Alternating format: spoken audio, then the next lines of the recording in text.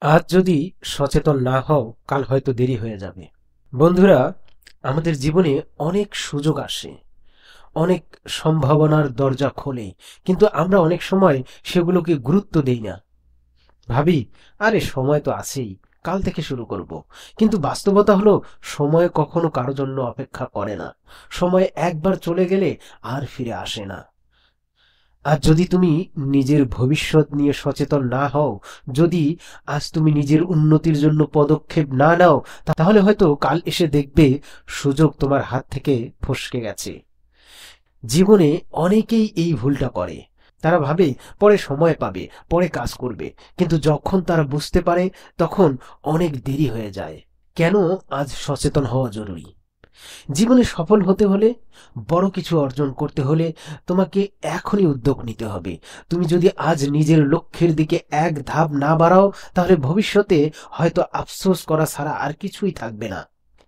সফল মানুষদের দিকে তাকাও, তারা কখনোই দেরি করে না। তারা জানে সময়ই সবচেয়ে বড় সম্পদ।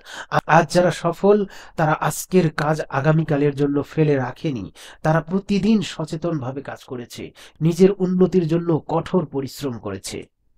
কিন্তু যারা আজ অলস সময় কাটাচ্ছে, যারা আজ পিছিয়ে থাকার অজুহাত খুঁজছে, তারা একদিন বুঝবে তারা অনেক মূল্যবান সময় নষ্ট করেছে।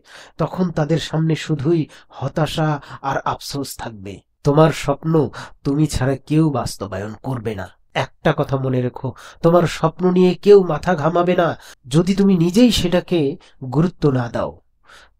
তুমি যদি আজ নিজেকে গড়তে না চাও, তাহলে কেউ এসে তোমাকে বদলে দেবে না।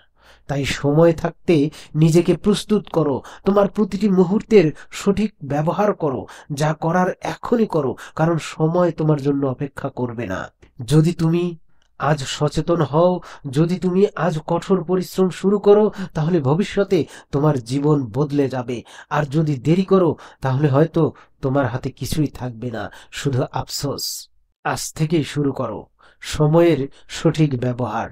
তোমার সাফল্য তোমার হাতেই।